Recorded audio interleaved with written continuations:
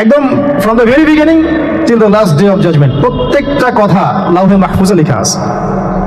এমনকি আপনার কার সাথে বিয়ে হবে সেটাও, কয়টা বাচ্চা কাচ্চা হবে সেটাও। তাই এত অস্থির হওয়ার দরকার নাই, নিজেকে যা আছে আসবে ইনশাল্লাহ। লেখা যদি হয়ে থাকে আসবে না, আসবে ইনশাল্লাহ, সবর। তো এই জন্য মুমিনদেরকে বলা হয়েছে তোমরা কখনো হতাশ হবে না, কারণ তাকদীর লেখা হয়ে গেছে, হতাশ হওয়ার কোনো কারণ নাই। একটা প্রবণতা আমরা সমাজে দেখছি, ইয়াং জেনারেশনকে আমরা নসিহত করবো যে ভুলেও নিজের জীবনকে বিসর্জন দিতে যাবেন না। আল্লাহ রাব্বুল আলামিন আপনাদেরকে সৃষ্টি করেছেন তার ইবাদত করার জন্য এবং তার জমিনে তার দিনটাকে প্রতিষ্ঠা করার জন্য। হেলায় খেলায় আপনার জীবনটা নষ্ট করবেন না, ঠিক আছে ভাই? আল্লাহ বোঝার তৌফিক দান করেন। তো কলম সৃষ্টি করার পরে কিয়ামত পর্যন্ত সব লিখা হয়ে গেছে। এখন আমাদের এই পৃথিবীতে তো মানুষ ছিল না, ছিল? এদিকে মনোযোগ দেন। এই পৃথিবীতে কি আগে মানুষ ছিল? এই পৃথিবীতে আগে কি ছিল তাহলে বলেন? হ্যাঁ, মাশাআল্লাহ। এই পৃথিবীতে আগে কি ছিল? এখন ওরা নাই। সবার সাথেই কিন্তু একটা করে আছে, কমপক্ষে কয়টা করে? সবার সাথে কমপক্ষে একটা করে। আর কোন কোন জায়গা আছে যেখানে জিনের বড় বড় আকড়া আছে। পৃথিবীতে যে জায়গাগুলো থেকে ইসলাম বিরোধী অপতৎপরতাগুলো চলে, ওখানে জিনের আকড়া বেশি। কথা বুঝতে পারছেন? তো জিন জাতিকে আল্লাহ পাক ধ্বংস করে দিয়েছেন তাদের পাপের কারণে, আল্লাহ দ্রোহিতার কারণে, অবাধ্যতার কারণে। এখন আল্লাহ রাব্বুল আলামিন ইরাদা করলেন পৃথিবীতে আমাদেরকে সৃষ্টি করবেন, মানে মানুষকে সৃষ্টি করবেন। আল্লাহ পাক তার সমস্ত ফেরেশতাদেরকে একত্রিত করলেন। ঘটনাটা কিন্তু খুব ইন্টারেস্টিং। আমি জানি এখানে ওলামায়ে কেরামও আছেন, তবে আমি সবার জন্য প্রযোজ্য হয় এমন কথা বলারই চেষ্টা করছি, কারণ অনেকে হয়তো এগুলো নাও জানতে পারে।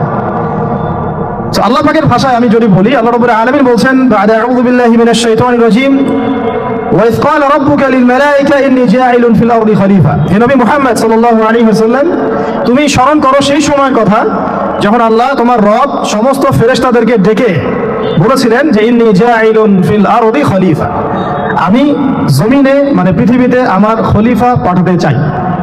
কি পাঠাতে চাই? আরো জোরে বলেন। আল্লাহ পাক বলেননি পৃথিবীতে মানুষ পাঠাতে চাই, পৃথিবীতে নতুন কোনো মাখলুক পাঠাতে চাই। আমাদেরকে আল্লাহ পাক সম্মানের শব্দে সম্মানিত করেছেন, বিশেষায়িত করেছেন। আমাদেরকে বলেছেন আমরা আল্লাহর খলিফা, আমরা আল্লাহর খলিফা। এখন আমরা আল্লাহর খলিফা, কিন্তু পৃথিবীতে মানুষ খিলাফা শব্দ সহ্য করতে পারে। হ্যাঁ, কি অদ্ভুত না? এটা কোরআনে কি শেষের দিকে আছে না প্রথম দিকে আছে? সূরা বাকারার একদম শুরুর দিকে 3টা 4টা 5টা পৃষ্ঠা উল্টালে দেখবেন এই একটা আছে। কোরআন তাহলে শুরু থেকে কখনো খুলেও দেখেনি সে ব্যক্তি, প্রমাণ হলো এটা যে খুলেও দেখেন, অথবা দেখলেও সে এড়িয়ে গেছে। আল্লাহ পাক আমাদেরকে বললেন যে পৃথিবীতে আমি আমার খলিফা পাঠাতে চাই। তাহলে আদম আলাইহিস সালামকে আল্লাহ পাক মুহাব্বতের শব্দে, সম্মানের শব্দে বিশেষায়িত করলেন। কি বলে? সুবহানাল্লাহ, সুবহানাল্লাহ। আর খলিফা কাকে বলে এটা আমি আপনাদেরকে বোঝাচ্ছি একটা দোয়া থেকে। এই যে গাড়িতে করে আমরা বাসা থেকে আসলাম, যখন কোনো সফরে যাই আমরা একটা দোয়া পড়ি, সুবহানাল্লাযী সাখখারা লানা হাযা ওয়া মা কুন্না লাহু মুকরিনিন ওয়া ইন্না ইলা রাব্বিনা লামুনকালিবুন। এতটুকু তো পড়ি নাকি? এগুলো পড়তে হবে। বই মনে এসেছি শুধু লেকচার শোনার জন্য না, ছবি তোলার জন্য না। আজকে জীবনটা পরিবর্তন করার নিয়ত করে যাইতে হবে, ঠিক আছে ভাই? বই প্রকাশ করা, ছাপানো, বিক্রি করা, লেখা, এর চেয়ে বড় কথা আমার জীবনটা ইলমের আলোয় আলোকিত করা। আমি বই লিখলাম ধরেন একটা, আমার মধ্যে সেই আমল নাই, লাভ নাই। লাভ আছে? আমি বই ছাপাইছি 100, 200, 500, 1000, আমি নিজেই আমল করি না, হবে? আগে আমল জরুরি। ইলমের সাথে আমলটা খুব বেশি জরুরি। আলেম তাকেই বলা হয় যে ইলম অনুযায়ী আমল কর। আল্লাহ বলেন লিমা তাকুলুনা মা লা তাফআলুন, তোমরা এমন কথা কেন বলো যে আমল নিজেরাই করো না? কাবুরা মাকতান ইনদাল্লাহ আন তাকুলু মা লা তাফআলুন, আল্লাহর কাছে সবচেয়ে গর্হিত একটা অপরাধ তোমরা একটা কথা বলবা কিন্তু আমল করবে না। তো দোয়াটা মুখস্থ করবেন। এই দোয়ার নিচে একটা অংশ আছে, আল্লাহুম্মা আনতা সাহিবু বিস সাফারি। আমার কথাটা শুনেন, খলিফার অর্থটা বুঝেন। অনেকে তো অনেকভাবে ব্যাখ্যা করে আর কি। আল্লাহুম্মা আনতা সাহিবু ফিস সাফারি, আল্লাহ তুমি এই সফরে আমার সাথী। সফরে বের হওয়ার সময় দোয়া পড়ছি আমরা, আল্লাহুম্মা আনতা সাহিবু ফিস সাফারি, আল্লাহ তুমি এই সফরে আমার সাথী। ওয়াল খলিফাতু ফিল আহলি ওয়া মালি, আল্লাহ আমি তো বাসায় নাই, আমার বাসার আহাল মালের খলিফা হচ্ছে তুমি আল্লাহ। তাহলে খলিফা শব্দ দিয়ে কি বুঝলেন? আল্লাহ আমার বাসার আহাল মালের খলিফা, মানে কি আমার স্থলাভিষিক্ত তুমি আল্লাহ, আমি ওখানে নাই বাসায়, আমি সফরে বের হয়ে গেছি, আমার স্ত্রী, আমার সন্তান, আমার মাল, আমার জান, এগুলোর দায়িত্ব তোমার, তুমি খলিফা। কত চমৎকার দোয়া। তাহলে পৃথিবীতে আমি আমার খলিফা পাঠাতে চাচ্ছি, তার অর্থ কি? আল্লাহ রাব্বুল আলামিন এই পৃথিবীতে আমাদেরকে তার প্রতিনিধি বানিয়েছেন। সুবহানাল্লাহ, সুবহানাল্লাহ। তাহলে আমরা নিজেদের আত্মপরিচয় ভুলে গেলাম যে আমরা আল্লাহর প্রতিনিধি পৃথিবীতে, তাই না? আমরা এখন আব্রাহাম লিঙ্কনের পূজা করতেছি।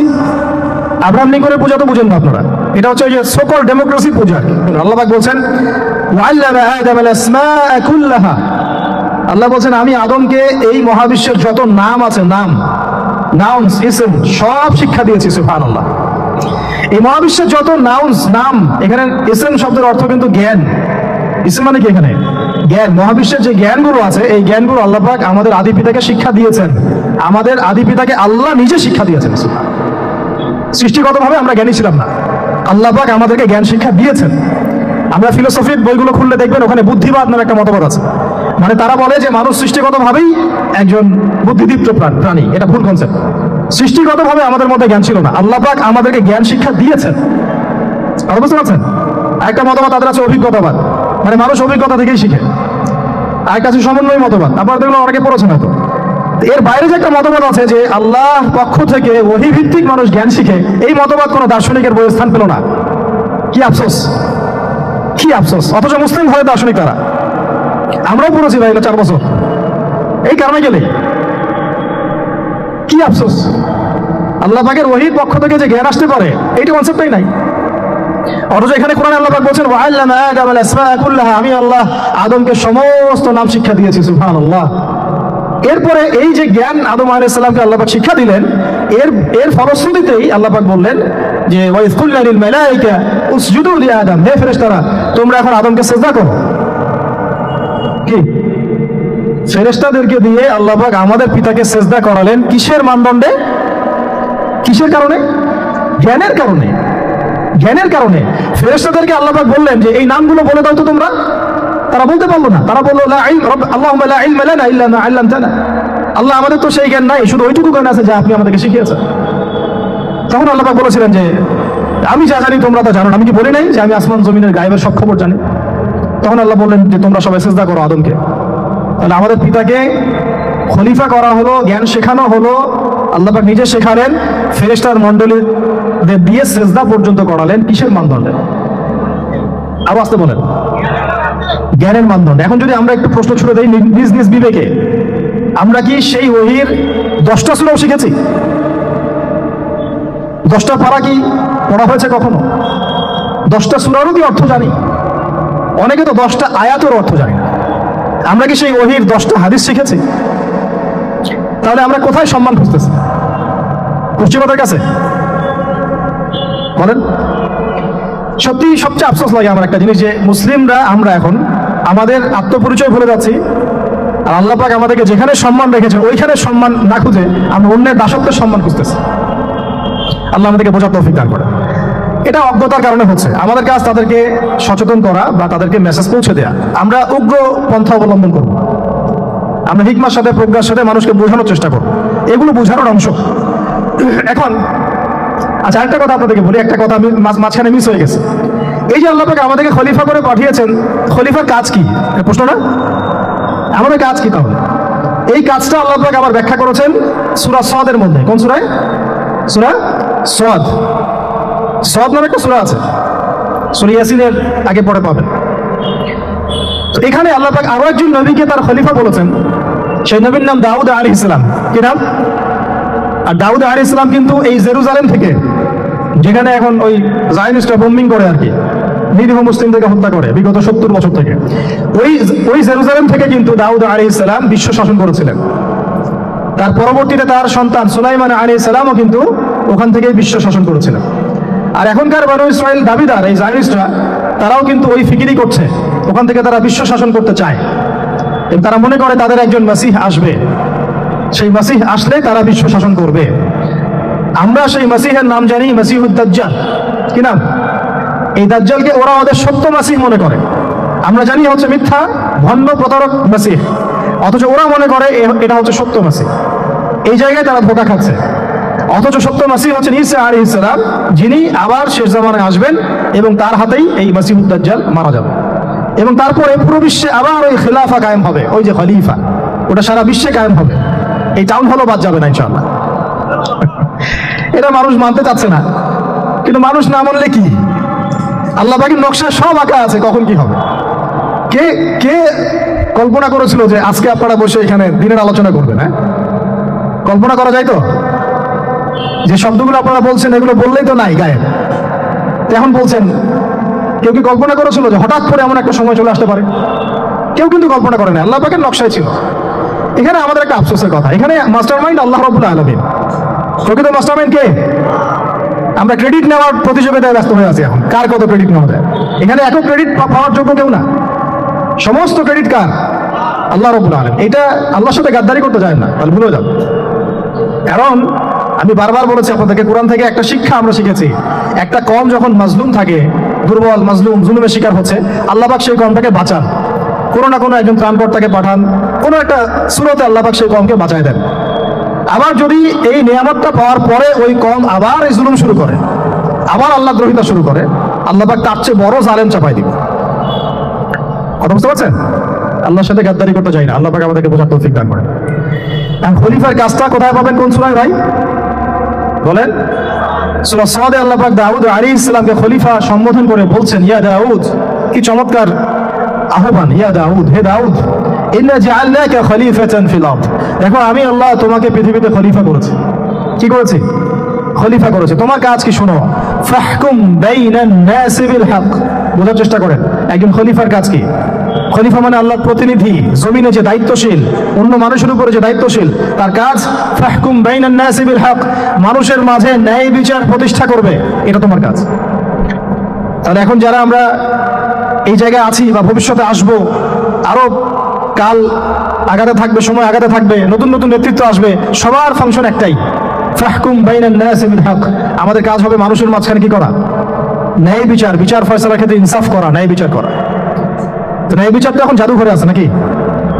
হ্যাঁ, কোন কোন ক্ষেত্রে আমরা চাই না যে ন্যায় বিচার জাদুঘরে যাক, আমরা চাই আবারও ন্যায় এবং সাম্যের সমাজ প্রতিষ্ঠা হোক। ইনশাআল্লাহ এরপর থেকে আমরা কোনো অন্যায় সহ্য করবো না। ইনশাআল্লাহ এরপর থেকে আমরা কোনো জল্লাদতন্ত্র কায়েম করতে দিব না। আমাদের যা আছে তাই নিয়ে প্রতিবাদ হবে ইনশাআল্লাহ। কারণ এখনকার প্রজন্ম প্রতিবাদের ভাষা বুঝে। এখন যদি আপনারা আবার সেই প্রাচীন জুলুমের তন্ত্রে মন্ত্রে ফিরে যান, তাহলে আল্লাহর গজব চলে আসবে, বড় গজব। তো খলিফার কাজ কি ভাই? কি কাজ বললাম বলেন? মানুষের মাঝখানে ন্যায় বিচার প্রতিষ্ঠা করা। আচ্ছা, আরো আছে, আরো আছে, শেষ হয় নাই। আল্লাহ পাক বলছেন, ওয়ালা তাত্তাবি'ল হাওয়া। ন্যায় বিচার করতে গিয়ে নিজের দাসত্ব মানে প্রবৃত্তির অনুসরণ করো না। ন্যায় বিচার করতে গিয়ে নিজের প্রবৃত্তির অনুসরণ করো না, মন গড়া বিধানের অনুসরণ করো না। আমার মামা, আমার চাচা, আমার খালু পার করে দিও না। প্রবৃত্তির অনুসরণ মানে কি? মন যাচাই তাই করো না। ন্যায় বিচার করতে গিয়ে আল্লাহ পাকের বিধান মেনে চলো। কারণ সূরা মাইদাতে আল্লাহ পাক বলেছেন আয়াত নাম্বার 44, 45, 47, ওয়া মান লাম ইয়াহকুম বিমা আনজালাল্লাহ ফাউলাইকা হুমুল কাফিরুন। যারা আল্লাহ পাকের হুকুম অনুযায়ী বিচার ফয়সালা করে না, তারা কাফির। 45-এ গিয়ে আল্লাহ বলছেন, ওয়া মান লাম ইয়াহকুম বিমা আনজালাল্লাহ ফাউলাইকা হুমুল ফাসিকুন। যারা আল্লাহ পাকের বিধান অনুযায়ী বিচার ফয়সালা করে না, এরা ফাসিক, পাপাচারী। 47 নম্বর আয়াতে গিয়ে আবার বলছেন, ওয়া মান লাম ইয়াহকুম বিমা আনজালাল্লাহ ফাউলাইকা হুমুজ জালিমুন। যারা আল্লাহর হুকুম বিধান অনুযায়ী বিচার ফয়সালা করে না, এরা জালেম। তো কাফিরও বলেছেন আল্লাহ, ফাসিকও বলেছেন, জালেমও বলেছেন। তাহলে বিচার ফয়সালা করার ক্ষেত্রে আল্লাহ পাকের বিধানকে সর্বোচ্চ অগ্রাধিকার দিতে হবে, নিজের প্রবৃত্তির অনুসরণ করা যাবে না। যদি করে তাহলে কি হবে?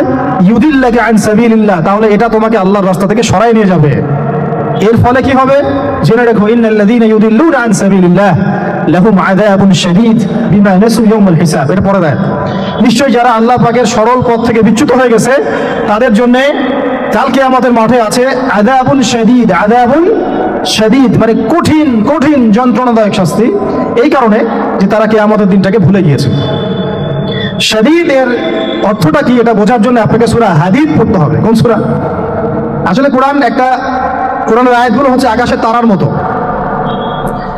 তারা দেখবেন আকাশে, তারা দেখাও সুন্নত। ইসলাম তো রসরসহীন ধর্ম না রে ভাই, সবকিছুই আছে এখানে। আসলে আমরা জানি না বলে আমরা মনে করি যে এখানে কোনো বিনোদনই নাই, তাই না? এই গান বাজনা না করলে কি হয়, মন শান্তি হয়, এরকম একটা ভাব। যদি আপনি কোরআনের ভিতর ঢুকে যান, আপনার হৃদয়ে এমন নূর আসবে, এমন তৃপ্তি আসবে যে ওগুলো আপনার শুনতে ইচ্ছা করবে না, আপনি কান বন্ধ করে ফেলবেন, নিজেই বলতেই হবে না।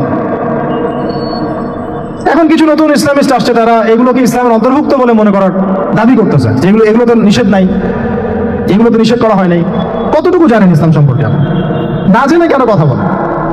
নবী সাল্লাল্লাহু আলাইহি ওয়াসাল্লাম রাস্তা দিয়ে হাঁটছেন, ওই সময় তো অনেক পূজা অর্চনা ইত্যাদি হতো মক্কায়, তো এখানে ঢাক ঢোলের শব্দ আসছে। নবী সাল্লাল্লাহু আলাইহি ওয়াসাল্লাম নিজের 2 আঙ্গুল কানের মধ্যে ঢুকিয়ে দিলেন, দিয়ে পাশে একজন সাহাবী তাকে জিজ্ঞাসা করছেন, হাঁটতে হাঁটতে হাঁটতে হাঁটতে, তুমি কি এখন আওয়াজ শুনতে পাচ্ছ? সাহাবী বলেন, না ইয়া রাসূলুল্লাহ, এখন আওয়াজ শুনতে পাচ্ছি না। তখন তিনি হাত কান বের করলেন।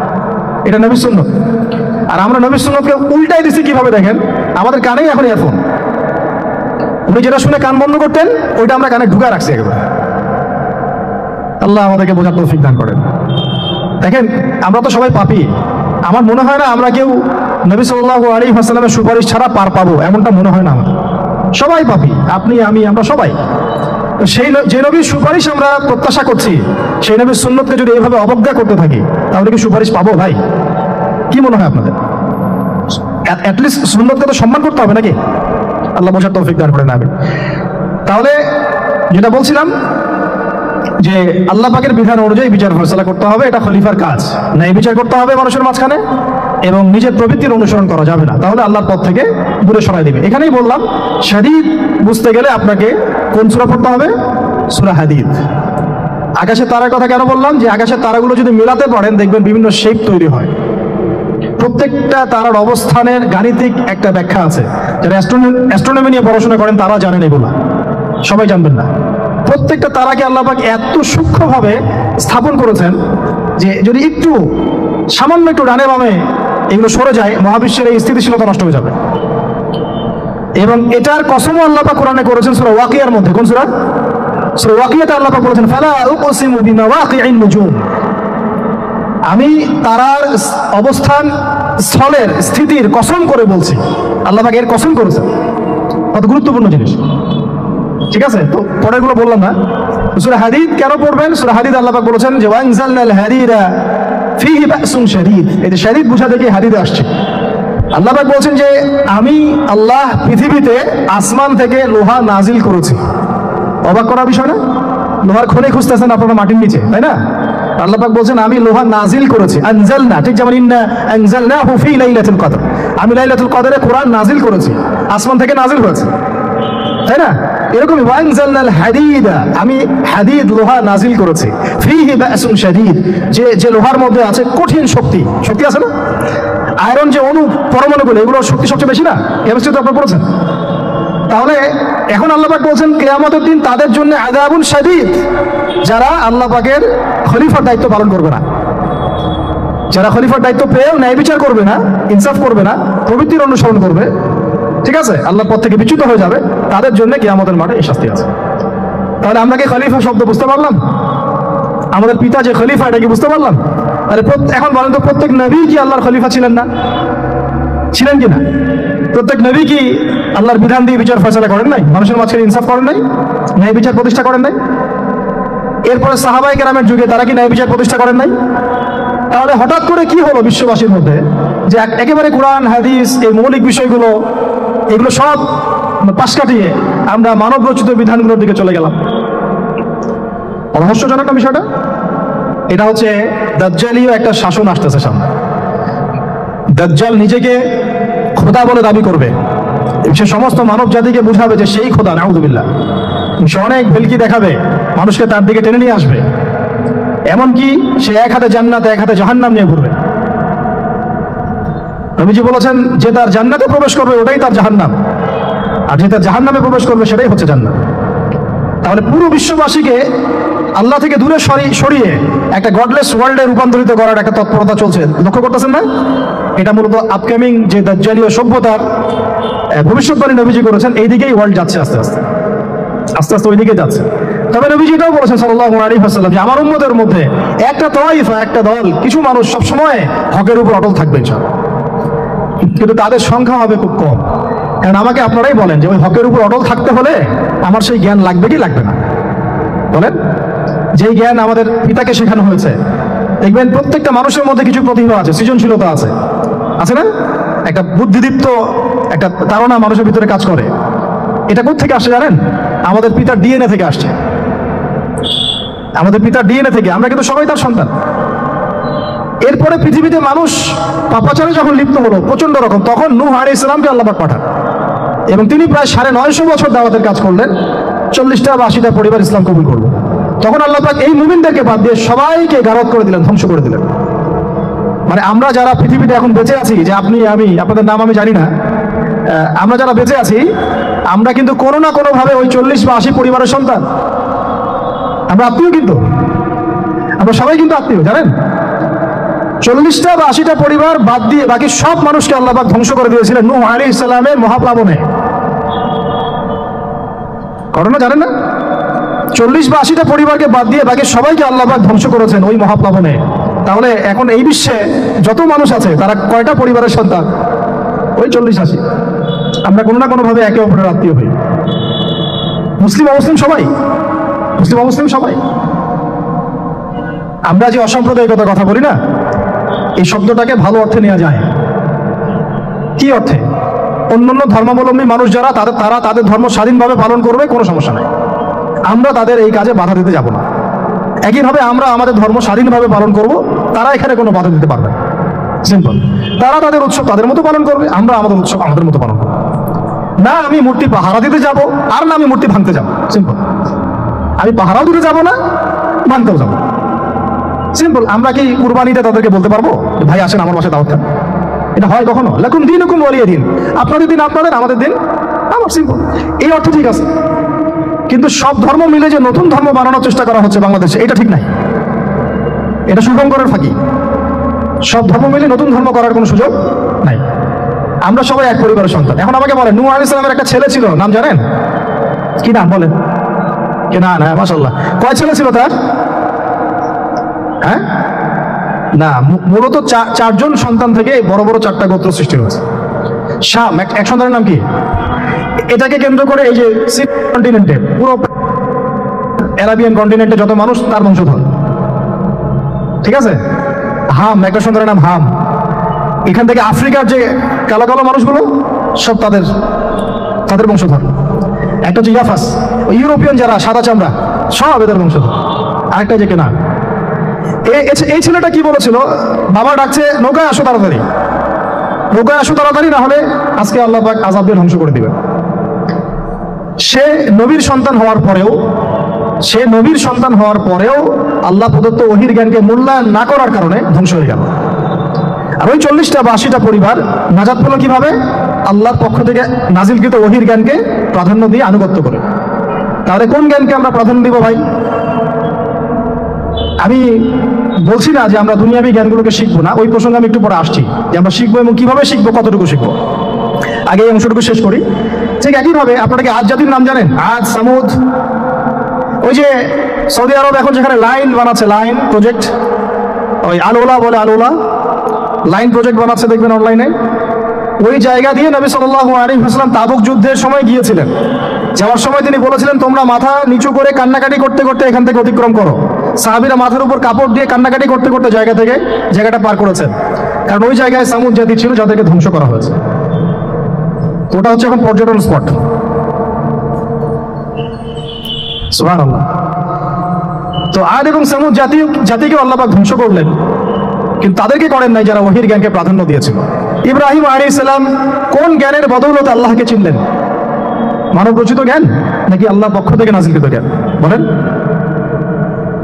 মুসা আলাইহিস সালাম কোন জ্ঞানের বদৌলতে ফিরআউনের মতো এই যে কি বলবো প্রতাপশালী একজন শাসকের সামনে দাঁড়িয়ে বুক ফুলিয়ে ইসলামের দাওয়াত দিলেন? কোন জ্ঞানের আলোকে? ওহীর জ্ঞান। আর ওহীর জ্ঞান যখন নাজিল করা হয়েছে তখন তিনি দোয়াটা পড়ছিলেন, রব্বি ইশরাহ লি সাদরি ওয়া ইয়াসসির লি আমরি ওয়াহলুল উকদাতাম মিন লিসানি ইয়াফকাহু কওলি। প্রত্যেক নবী, ইউসুফ আলাইহিস সালাম কারাগারে 12 বছর থেকেছেন। কত বছর? 12 বছর। আমাদের অনেক ভাই এরকম 5 বছর, 7 বছর, 10 বছর, 12 বছর থেকেছে, আছে। এমনও মানুষ আছে, এখন বলা যায় তাই বলি, যে ওই যে একটা শব্দ শুনেছেন আয়না ঘর, ওখানে দীর্ঘদিন ছিল, তারপরে নাই, কোথায় গেছে আল্লাহই ভালো জানে। ইউসুফ আলাইহিস সালামও এরকম কারাগারে ছিলেন। কত বছর? 12 বছর। কিন্তু আল্লাহ পাক তাকে এমন একটা জ্ঞান শিক্ষা দিয়েছিলেন, তিনি স্বপ্নের ব্যাখ্যা বলতে পারতেন, যে কোনো স্বপ্নের। রাজা স্বপ্ন দেখলেন যে 7টা গাভী, জীর্ণ শীর্ণ গাভী, মোটা তাজা গাভীকে খেয়ে ফেলছেন। স্বপ্নের ব্যাখ্যা কেউ দিতে পারে না। কিন্তু ওই জেলখানায় 2জন ছাড়া পাওয়া মানুষ, ছাড়া পাইছে 2জন আর কি, 2জনের মধ্যে একজন বেঁচে আছে, একজন নাই। মানে 2জন বসে বসে ইউসুফ আলাইহিস সালামকে বলছিলেন যে আমরা একটা স্বপ্ন দেখলাম যে আমার মাথায় রুটি আছে, পাখি এসে রুটি খেয়ে ফেলছে। আর আমি স্বপ্ন দেখলাম যে আমি শরাব পান করাচ্ছি, ব্যাখ্যা কি? ইউসুফ, তোমাকে সত্যবাদী বলে জানি।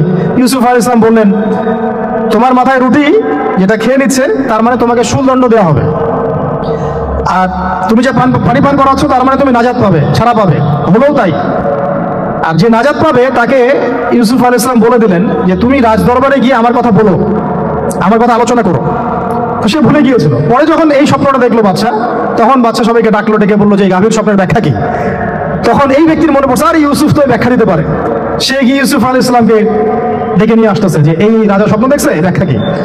স্বপ্ন কিন্তু আপনার কাছে শুনে একটা স্বাভাবিক মনে হচ্ছে, আরে গাভীর আবার স্বপ্নের কি ব্যাখ্যা। তখন ইউসুফ আলাইহিস সালাম ব্যাখ্যা দিলেন যে 7 বছর ফসল ফলবে আপনাদের এলাকায়, তারপরে 7 বছর হবে দুর্ভিক্ষের সময়। কিসের সাথে কিসের ব্যাখ্যা? এই জ্ঞান কে শিখালেন তাকে? এই ইন্টারপ্রিটেশনের জ্ঞান কে শিখালেন? তাহলে জ্ঞানের মূল উৎস কে? আমার কথা বলার উদ্দেশ্য কি বুঝতে পারছেন? যত জ্ঞান তার মূল উৎস কে? স্বপ্ন একটা জ্ঞান, যদি সেটা সত্য হয়। আর জেনে রাখবেন, কিয়ামতের আগে আগে মুমিনদের স্বপ্ন বেশি বেশি সত্য হবে। ঠিক আছে? মুসা আলাইহিস সালামকেও সেই আল্লাহ জ্ঞান শিক্ষা দিলেন।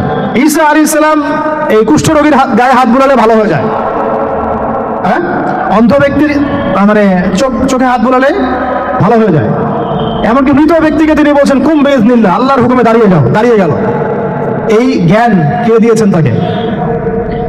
দাউদ এবং সুলাইমান আলাইহিস সালাম এই যে পশু পাখির ভাষা বোঝেন, সুলাইমান আলাইহিস সালাম পিঁপড়ার ভাষাও বোঝেন। আপনাদের সায়েন্স কি পিঁপড়ার ভাষা বুঝে? হ্যাঁ, আমরা তো এখন সায়েন্সকে সবকিছুর মানদণ্ড মনে করি, তাই না? সায়েন্স যদি বলে হ্যাঁ তাহলে হ্যাঁ, না বললে না। মানে এমন একটা ভাব, দেখেন সায়েন্সকে আমরা ইলাহ বানাইছি, ইলাহ, উপাস্য। সায়েন্স যদি বলে যে পৃথিবী থেকে অমুক অমুক কোটি কোটি আলোকবর্ষ দূরে একটা গ্রহের সন্ধান পাওয়া গেছে, নাম দিল ধরেন যে আলফা এক্স ওয়াই জেড কিছু একটা, ওখানে হুড়পড়ি আছে, হ্যাঁ ওখানে দুধের সাগর আছে, মধুর সাগর আছে, তো মানুষ তখন বিশ্বাস করা শুরু করবে, হ্যাঁ হ্যাঁ তাই তো, তাই তো, থাকতেই পারে। নাসা বলেছে না হয়ে পারে, নাসা মন্তব্য করেছে না হয়ে পারে। ওরকম যদি বলে অনেক দূরে একটা আগুনের একটা বিশাল ইয়া পাওয়া গেছে, গ্রহ পাওয়া গেছে, ওখানে আযাব দেওয়া হয়, শাস্তি দেওয়া হয়, ওখানে অন্য মাখলুক আছে, ওদের ভাষায় এলিয়েন আর কি, মানুষ বিশ্বাস করে। এটা আল্লাহ পাক কোরআনে বলছেন যে সুলাইমান আলাইহিস সালাম পিঁপড়ার ভাষাও বুঝতেন, ওই কথা বিশ্বাস করতে চাচ্ছে না। সুলাইমান আলাইহিস সালাম বাতাসে ফ্লাই করতে পারতেন, এটা বুঝতে পারতেছেন, বিশ্বাস করে না। তাহলে ওই প্রযুক্তি না থাকলে এয়ারক্রাফট কিভাবে আবিষ্কার করলেন? যে প্রযুক্তিগুলো পৃথিবীতে চলে গেছে ইতিমধ্যে, ওগুলো ভবিষ্যতেও আসতে পারে।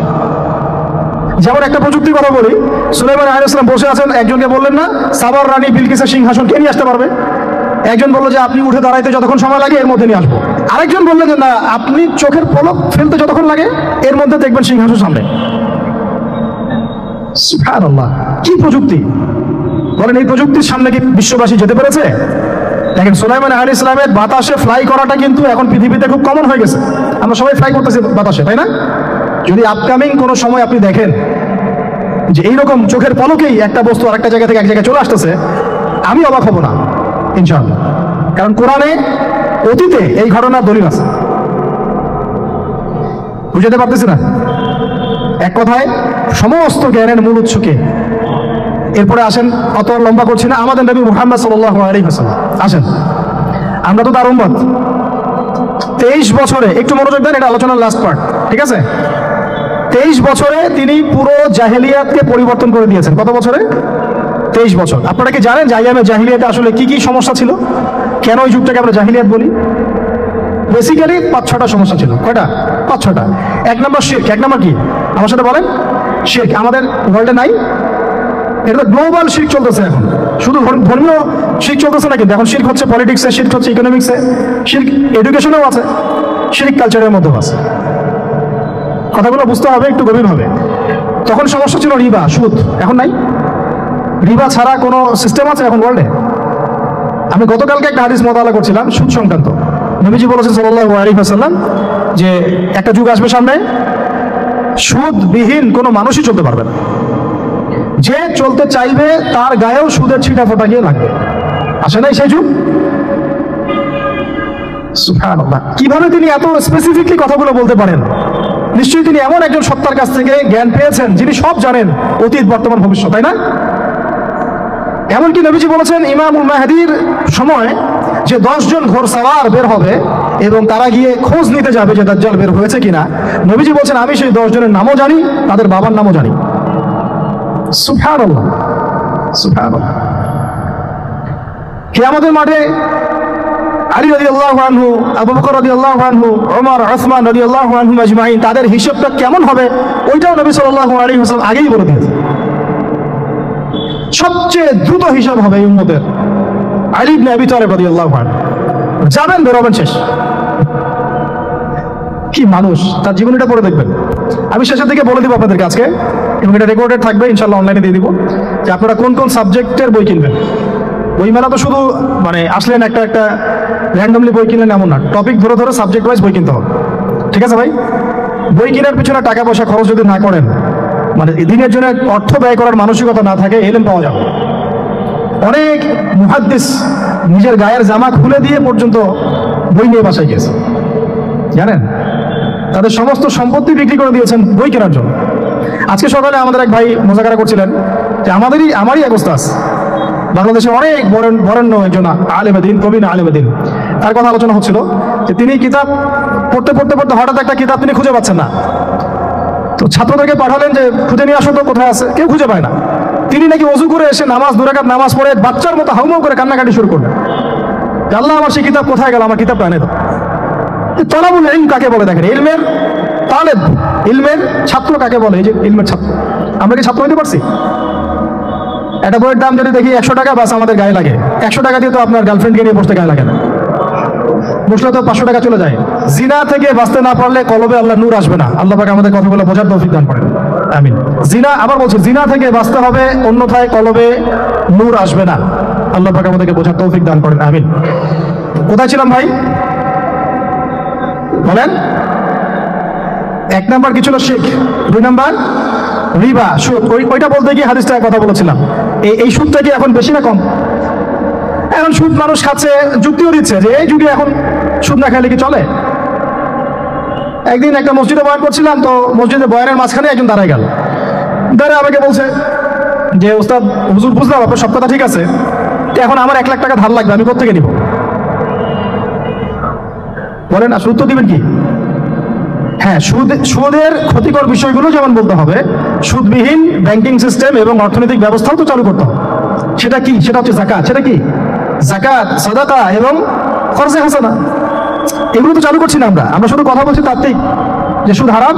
আমিও তো অনেক জায়গায় বলছি, কারণ বলতে হচ্ছে, নাহলে আপনার জানাতে তো হবে। সুদের পাপের সবচেয়ে নিম্ন শাখা হচ্ছে মায়ের সাথে জিনা করা, সর্বোচ্চ শাখা হচ্ছে আল্লাহ এবং তার রাসূলের সাথে যুদ্ধ করা। একটা হাদিস বুখারীতে এরকম আসছে, বুখারীতে কি তিরমিজিতে, আমি রেফারেন্সটা বলে যাচ্ছি, তবে হাদিসটা সহিহ। নবী সাল্লাল্লাহু আলাইহি ওয়াসাল্লাম বলেছেন, যে ব্যক্তি 1 দিরহাম সুদ খায় সে যেন 36 বার জিনা করল। আর আপনারা তো জানেন, এটা আমার বলার দরকার নাই। 4 শ্রেণীর মানুষকে নবী অভিশাপ দিয়েছেন, যে নিজে খায়, তারপরে যে সুদ দেয়, যে লিখে রাখে, যে সাক্ষী থাকে। আমি বলতে চাচ্ছি, আইয়ামে জাহিলিয়াতে এই সুদটা ছিল, আমাদের এই বর্তমান ওয়ার্ল্ড অ্যাফেয়ার্সে নাই। বাংলাদেশ একটা কান্ট্রি হিসেবে চিন্তা করবেন না, আপনি গ্লোবালি চিন্তা করবেন, কারণ এখন একটা দেশ স্বতন্ত্রভাবে চলতে পারে না। ওয়ার্ল্ড ব্যাংকের সাথে আপনাকে ডিল করতে হবে, IMF এর সাথে। আমি যদি প্রেসিডেন্ট হই তাও আমাকে করতে হবে, আপনি হলে আপনাকে করতে হবে। তো কথা বলে তো শুধু কথা বলে লাভ নাই, আপনার বিকল্পটা কি? আসলে বিকল্প ব্যবস্থাটা কি? এটা তো মূল কথা। ইকোনমিক্স নিয়ে কতগুলো কিতাব আছে এখানে, ইসলামিক ইকোনমিক্স নিয়ে আমরা কতগুলো কিতাব ছাপাইছি, বর্তমান ওয়ার্ল্ড অ্যাফেয়ার্স নিয়ে আমরা কতগুলো কিতাব ছাপাইছি। নবী সাল্লাল্লাহু আলাইহি ওয়াসাল্লাম বলেছেন, শেষ জামানার সবচাইতে আমার উম্মতের উপর ভয়াবহ ফিতনা হচ্ছে কি নাম বলেন? এখন আপনি আমাকে মাদ্রাসার পুরো সিলেবাসে কন্টেন্ট ফ্যাকাল্টি দেখেন, আছে কয়টা কিতাব আছে? সবচেয়ে ভয়াবহ ফিতনা নবীর মুখে, নিজের মুখে বলা, সবচেয়ে ভয়াবহ। এর চেয়ে ভয়াবহ কোনো ফিতনা আসে নাই, আসবেও না।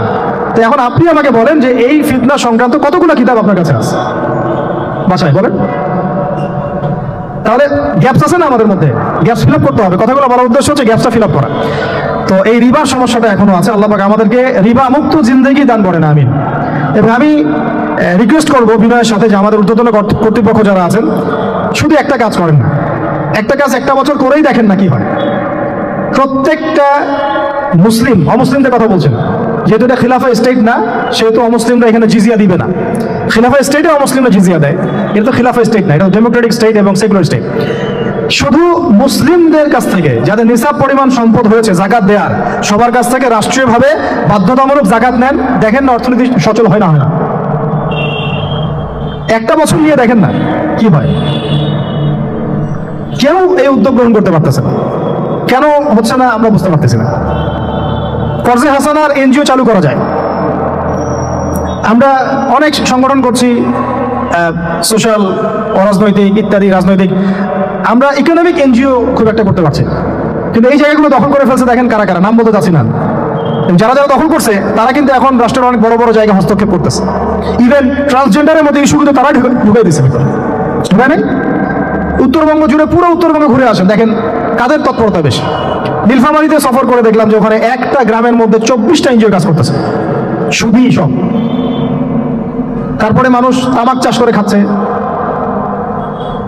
একটা দল দাবি করতেছে নবী সাল্লাল্লাহু আলাইহি ওয়াসাল্লাম ছাড়াও আরো নাকি নবী আসতে পারে, নাউযুবিল্লাহ, এবং ওই যে মির্জা গোলাম আহমেদও তাদের অন্তর্ভুক্ত।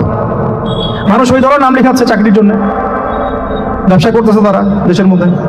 আরে ভাই, শুধুমাত্র তাত্ত্বিক কথাবার্তা না, আসলে আমাদের সংগ্রামটা কিন্তু বহুমুখী। শুধু ইলম অর্জন তো একটা বেসিক জিনিস, এই বেসিকটাই এখনো হচ্ছে না আমাদের। ইলম অর্জনটা বেসিক জিনিস, এটাই হচ্ছে না। এরপরে আপনার অর্থনীতি সমৃদ্ধ করা, সংস্কার করা, সমাজ সংস্কার করা, রাজনৈতিক অঙ্গনগুলোর মধ্যে যে অরাজকতা এগুলোকে সংস্কার করা, কত কাজ আমাদের। কিন্তু আমরা কিন্তু একটা জায়গাতেও স্থির নাই, ইভেন একটা মাসালাতেও আমরা এক জায়গায় আসতে পারতেছি না, ঐক্যবদ্ধ হতে পারতেছি না। আমরা খুবই ব্যাকডেটেড চিন্তা করতেছি এই জায়গা থেকে। অথচ আমাদের উচিত ছিল এই প্রবলেমগুলোকে আরো 30-40 বছর আগেই সলভ করা, তাহলে এখন হয়তো আপনি ভালো কিছু পেতেন। আমাকে একটা প্রতিষ্ঠান দেখান যেখানে নুরানি থেকে নিয়ে, মানে নুরানি থেকে দাওরা বা ক্লাস নার্সারি থেকে মাস্টার্স এরকম সিলসিলায় ইসলামিক শিক্ষা এবং জেনারেল শিক্ষাকে একত্রিত করে একটা সিলেবাস মেনটেন করে পড়ানো হচ্ছে। আমাকে কয়েকটা প্রতিষ্ঠানের নাম বলেন, আমি ওখানে আমার মেয়েকে ভর্তি করাবো। আমাকে দেন, রেডিমেড দেন, আমার ছেলেকে ভর্তি করাবো। আমরা ফিকির করতেছি না, এটা হওয়া উচিত ছিল বিগত 30 বছর আগেই। আমি আপনাদেরকে বলি যে প্রকাশনা সংস্থার ভাইরা আছেন অনেকে এখানে, ধরেন আমাদের রংপুরের কোনো ভাই আপনাদেরকে পুরো 1 বিঘা জমি দিল, বা ধরেন 5 বিঘা জমি দিয়ে দিল, ঠিক আছে? আর আমরা সবাই মিলে দেশবাসীর কাছ থেকে টাকা কালেক্ট করে একটা কনস্ট্রাকশন দাঁড় করে প্রতিষ্ঠান দাঁড় করালাম, একেবারে অনার্স, মানে নুরানি থেকে নিয়ে, মানে প্লে গ্রুপ থেকে নিয়ে মাস্টার্স এরকম ফ্যাকাল্টি আর কি করলাম। এখন ভাই আপনারা যারা বই প্রকাশ করতেছেন, আমাকে কি আপনারা বই দিতে পারবেন? প্রত্যেকটা ক্লাসে আমি কোন কোন বই পড়াবো পারবেন? আমাকে কি সিলেবাস দিতে পারবেন?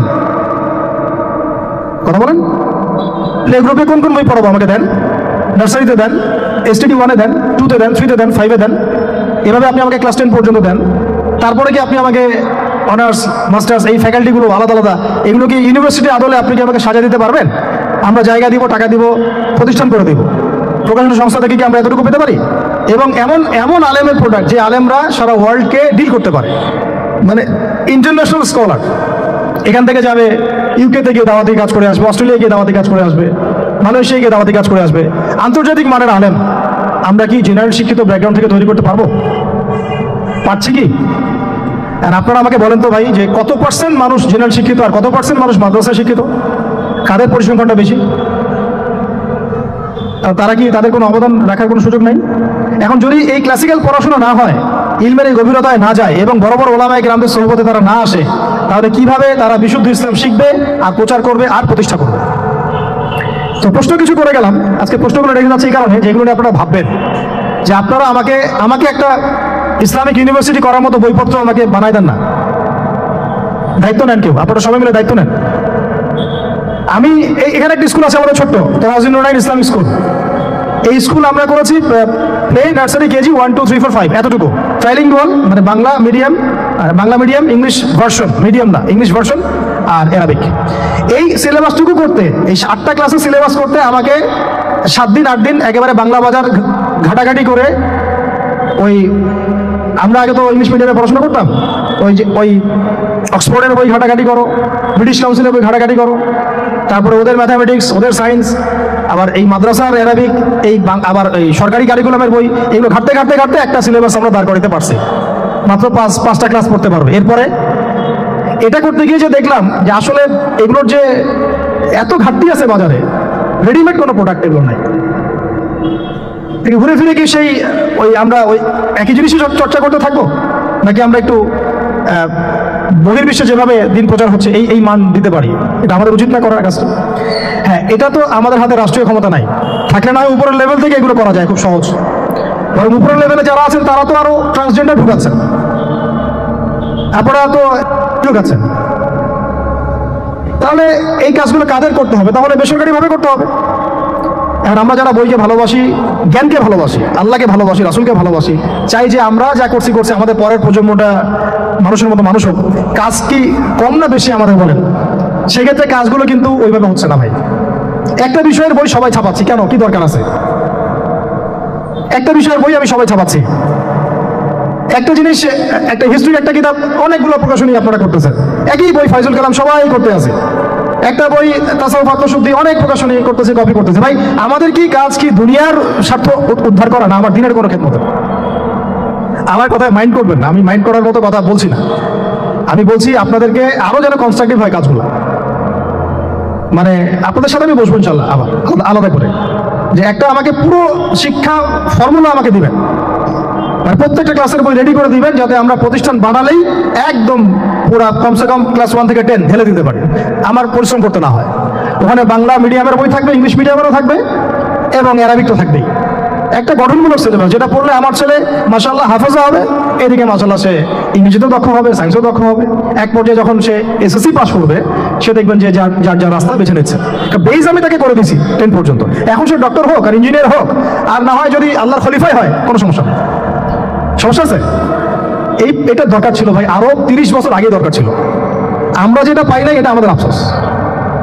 আর এই জেনারেল ব্যাকগ্রাউন্ড থেকে এইরকম জায়গায় উঠে এসে এই যে এইগুলো কথাগুলো বলা বা এই কাজগুলো করা, এগুলো সবাইকে হয়তো আল্লাহ পাক এভাবে কবুল নাও করতে পারে।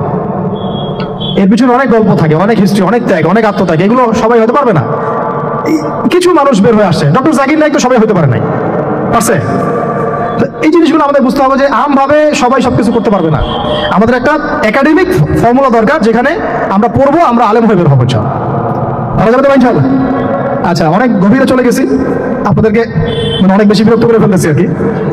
তো কথাগুলো বলার খুব মন চাচ্ছিল, তো বলে ফেললাম। আর আমরা চাচ্ছি কথাগুলো সবার কাছে পৌঁছাক, যাতে করে অন্তত বিভাগীয় শহরগুলো, অন্তত ঢাকা, রংপুর, রাজশাহী, মানে বড় বড় শহর আমাদের, চট্টগ্রাম, কক্সবাজার ইত্যাদি ইত্যাদি বড় বড় শহরগুলোতে যদি একটা করে এরকম একটা করে প্রতিষ্ঠান থাকে, যেখানে আপনি পুরো জেনারেল শিক্ষা এবং ইসলামী শিক্ষা দুটোকে সমন্বয় করে এবং এই মানে দ্বিমুখী শিক্ষার মেরুকরণটাকে দূর করে একটা কনস্ট্রাকটিভ সিলেবাস দিতে পারেন, দেখবেন আজকে না হোক, আজকে থেকে 10 থেকে 15 বছর পরে আমাদের ছেলে মেয়েদের একটা প্রজন্ম আসবে, দেখবেন ইনশাআল্লাহ ওরা আমাদের চেয়ে অনেক ডিনামাইট হবে। এই যে আজকে অনেকগুলো আয়াত বললাম, অনেকে হয়তো জানেন না বা পড়েন নাই, ওরা বলতেই বুঝে ফেলবে কোন সূরা আছে, হবে না? সম্ভব। আর যদি না করতে পারি, তাহলে ঘুরে ফিরে ওই একই অবস্থা। ওইটা দিয়ে হবে না ভাই। এই মানে ইসলাম বিষয়টা কি, এটা এমন না যে কিছু অংশ নিলাম কিছু অংশ নিব না, এটা এমন না। নিলে ভাই নেওয়ার মতো নেওয়া লাগবে। উদখুলু ফিস-সিলমি কাফা, একেবারে পরিপূর্ণরূপে দিনে প্রবেশ করবে। সিরিয়াসলি নেন, চান্স তো একটাই। আল্লাহ পাক আমাদের কথাগুলো বোঝার তৌফিক দান করে। আর আমাদের সন্তানদের সাথে তো আমরা এটা হতে দিতে পারি না, আমরা না হয় অনেক সময় নষ্ট করে ফেলছি। তো ভাই আর লম্বা করতেছি না, আমি শেষের অংশটুকু বলে শেষ করে দিচ্ছি যে এই সুদ আর শিরক যেমন ওই সময় ছিল, এখনো আছে। আর ওই আইয়ামে জাহিলিয়াতের সেই সুদ আপনি দেখলেন, এখন শিরক দেখলেন, মাদক আছে না নাই? আইয়ামে জাহিলিয়াতের মাদক, আইয়ামে জাহিলিয়াতের এই নারী জাতির অবমাননা আছে না সমাজে? নাই? আর ব্যাখ্যা করতে পারছি না, আপনারা জানেন সব। আর আইয়ামে জাহিলিয়াতে ছিল একটা গোত্রীয় হানাহানি, দ্বন্দ্ব, মারামারি, এখন সমাজে নাই? এটি তো চলতেছে এখন সমাজে। তো এখন এই জাহেলিয়াতের সমাজটাকে মাত্র 23 বছরের মধ্যে আমাদের নবীজি চেঞ্জ করে দিয়েছেন। কত বছর? এখন আপনারা আমাকে বলেন তো, যে তিনি কি কোনো জাদু করছেন? তিনি কি কোনো জাদু দেখাইছেন সমাজে এসে? মানুষকে মারছেন? মানুষকে কি তিনি মানে কঠোর ছিলেন? তিনি তার কাছে আল্লাহর ফেরেশতা আসতো, তিনি কি সেই শক্তি কাজে লাগায় একদম মানুষ সমাজের মানুষকে জোর করে ইসলাম কবুল করাইছেন? তিনি কি করছেন 23 বছরে? এটা বলে শেষ করে দিব। তবে তার আগে শুধু এতটুকু বলবো, 23 বছর পরের মক্কাটাকে একটু দেখেন। 23 বছরের পরের মক্কাটাকে একটু দেখেন। ওই মক্কাতে কি কোনো শিরক আছে? হ্যাঁ, 23 বছর পরের মক্কা, ওখানে কি কোনো শিরক আছে? ওখানে কি কোনো সুদ আছে? কোনো মাদক আছে? বলেন, কোনো নারীর অবমাননা আছে? কোনো গোত্রীয় হানাহানি আছে? তাহলে 23 বছরের মধ্যে পুরো সমাজটাই চেঞ্জ করলেন কিভাবে? জাদু তো করেন নাই, মানুষকে তো অত্যাচার করেন নাই, কটু কথা বলেন নাই, এমনকি তিনি কারো গায়ে হাতও তোলেন নাই, তাই না? একটা কাজই তিনি করেছেন, সেটা হলো এই যে কোরআন এবং সুন্নাহর যে জ্ঞান, এই ওহীর জ্ঞানটাকে তিনি সবার মাঝখানে ছড়াই দিয়েছেন। এই তো কাজ।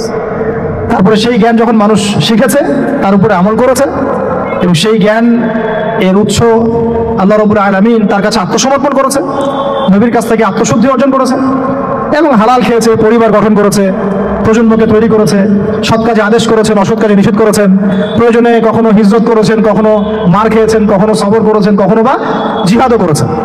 এভাবে আস্তে আস্তে পুরো আরবের মধ্যে দিনটা প্রতিষ্ঠা হয়ে গেল। তাহলে মূল উৎসটা কি ছিল? জ্ঞান। মূল উৎসটা কি ছিল বলেন? জ্ঞান। আর এই জ্ঞানটার চর্চায় আমাদের সবাইকে করতে হবে। আল্লাহ পাক আমাদেরকে তৌফিক দান করে দেন।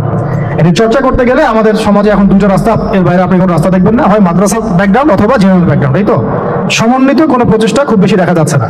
আজকে আমার কথা বলার মধ্যে একটা অন্যতম একটা গুরুত্বপূর্ণ পার্ট হচ্ছে সমন্বিত প্রচেষ্টা এখন থেকে নেওয়া উচিত। এতে আপনারা এগ্রি করেন না করেন না? যদি এগ্রি করেন তাহলে প্রত্যেকটা জায়গায় এরকম কিছু কিছু প্রতিষ্ঠান গড়ে তোলার চেষ্টা করেন। ইনশাআল্লাহ আজকে না হোক, আজকে থেকে 10-15 বছর পরে ফলাফল পাওয়া যাবে ইনশাআল্লাহ। ঠিক আছে ভাই? আল্লাহ পাক আমাদেরকে বোঝার তৌফিক দান করেন। শেষ করার আগে খালি কয়েকটা সাবজেক্ট বলবো। এখন যারা জেনারেল স্টুডেন্ট, আপনাদের তো মাদ্রাসা যাওয়ার কোনো সুযোগ নাই, বা গেলেও আপনারা একাডেমিক্যালি পড়তে পারেন না। তা আমি কয়েকটা সাবজেক্ট বলে দিচ্ছি, এই সাবজেক্টগুলো ধরে ধরে বই কিনবেন এই বইমেলা থেকে। ঠিক আছে? অন্তত প্রত্যেকটা সাবজেক্টের একটা করে বই কিনবেন। রাজি আছেন? রাজি নাই? অন্তত প্রত্যেকটা সাবজেক্টের একটা করে বই কিনবেন। সাবজেক্ট 1 নাম্বার হচ্ছে আল কোরআন। 1 নাম্বার কি? আপনাকে কোরআন তেলাওয়াত করা শিখতে হবে। কোরআন তেলাওয়াত শেখার কি বই আছে খুঁজে বের করেন। আর এটা একা শিখতে পারবেন না, এটা নিয়ে গিয়ে কোনো ওস্তাদের কাছে বসে পড়তে হবে। এটা খুব খেয়াল রাখবেন আপনারা, একা একা বই পড়ে কখনো আলেম হয়ে যাওয়া যাবে না, বরং তখন বিভ্রান্ত হওয়ার সুযোগ বেশি থাকবে। বই থাকবে, এটা আপনার গাইডেন্স, কিন্তু আপনার একজন মুরব্বী আলেম লাগবে। যে কোনো কাজ মুরব্বীদের সাথে মাশওয়ারা না করে করলেই সমস্যা। কারণ আমরা তো দিন সম্পর্কে তেমন কিছু জানিই না রে ভাই। সমুদ্রে ডুব দিলে বুঝবেন যে গভীরতা কত বেশি। এখন আমরা ডুবই দেই নাই, এই জন্য মনে হয় যে আমি সবই জানি। ঠিক আছে? ডুব না দিলে আমার কাছে মনে হয় যে আমি তো সবই জানি। ডুব দিলে বুঝবেন যে আপনি কিছুই জানেন না, আমি কিছুই জানি না। 1 নাম্বার সাবজেক্ট ভাই কোরআনের তেলাওয়াত শিখতে হবে। রাজি আছেন তো ইনশাআল্লাহ? তাহলে এই বইগুলো কিনেন। 2 নাম্বার হচ্ছে এই কোরআনের মানে ব্যাকরণ শেখার বইগুলো কিনবেন। কোরআনের ব্যাকরণ শেখার আরবি ভাষা সাহিত্যের বই কিছু কিনবেন। এই বইগুলো আপনাকে ওস্তাদদের কাছে গিয়ে পড়তে হবে। ঠিক আছে? এরপরে কিনবেন কোরআনের কিছু তাফসীর, সহজ। মনে করেন একটা তাফসীর নেন সহজ। কেউ মারিফুল কোরআন কিনেছেন, হয়তো কেউ সহজে অনুবাদ হয়েছে জালালাইন একটা কিনেছেন, কেউ হয়তো তাওজিহুল কোরআন কিনেছেন। একটা তাফসীর বাসায় রাখেন অন্তত। ঠিক আছে? এটা হলো 3টা। 4 নাম্বার হচ্ছে হাদিসের অন্তত একটা বই কিনেন আজকে। হাদিসের সহজ কিতাব কিনবেন। অনেকে দেখা যায় যে ভাই একেবারে হেদায়েত পেয়ে সহিহ বুখারী নিয়ে বসে যান। একেবারেই গলত কাজ আপনার, এটা একেবারেই গলত কাজ। সহিহ বুখারী পড়তে গেলে 12 বছর সময় লাগে মানুষের। ওই লেভেলে যাইতে একটা মানুষের 12 বছর সময় লাগে। ওটা সবার প্রথমে ওটা খুললে তো আপনি হাদিস বুঝবেনই না। মনে হবে যে হাদিস কোরআনের সাথে সাংঘর্ষিক, এরকম মনে হবে। সহজ থেকে এক লাফে কি আমরা ক্লাস 10-এ যাই? আগে তো ক্লাস 1-এ ভর্তি হয়েছেন, তাহলে হাদিসের শাস্ত্রে আসছেন, আগে বুখারী ধরতে গেলেন কেন? সবার আগে আপনি মৌলিক কিছু হাদিসে আরবাইন কিনেন, ফয়জুল কালাম কিনেন, আস্তে আস্তে আপনি বুলুগুল মারামে যান, রিয়াদুস সালিহিনে যান, মিশকাতে যান, আস্তে আস্তে আপনি তিরমিজি নাসাই করতে করতে সহিহ বুখারীতে যাবেন, সমস্যা নাই। ঠিক আছে? হাদিস আরেকটা বললাম, কটা হলো? 4টা 5টা। হ্যাঁ, আগে বলি কোরআন, আরবি ভাষা সাহিত্য, তারপরে তাফসীর আর হাদিস। 4টা বলেছি। 5 নাম্বার হচ্ছে সিরাত। 5 নাম্বার কি? নবীর জীবনী যে পড়ে নাই সে নবীকে চিনে না। নবীর জীবনী না পড়লে না কোরআন বুঝতে পারবে না আর হাদিস বুঝতে পারবে। নবীর জীবনের অন্তত একটা বই কিনে যান এখান থেকে, অন্তত একটা। 60টা কি 70টা নবীর জীবনী আছে এই বইমেলাগুলোতে, খুলে দেখেন। আমার কাছে সবগুলোই আছে। এই চট্টগ্রামের ভাইরা যখন ছিলেন লালখানে কয়দিন আগে, আমি ভাইদের কাছ থেকে বই কিনেছি, নিজে কিনেছি প্রায় 70,000 টাকার একদিনে। আর ওনারা আমাকে হাদিয়া দিয়েছেন মনে হয় আরো 30,000 টাকার হবে। তো এক পুরো বই ব্যাগ গাড়ি ভর্তি। তো প্রায় 60, আমি গুনে দেখলাম যে প্রায় 50 থেকে 60টা সিরাতের কিতাব আছে বাজারে। একটা তো কিনেন, অন্তত একটা সিরাতের কিতাব তো অন্তত কিনেন। তারপরে ইসলামের ইতিহাসের বই কিনেন, 6 নম্বর ইসলামের ইতিহাসের বই কিনেন।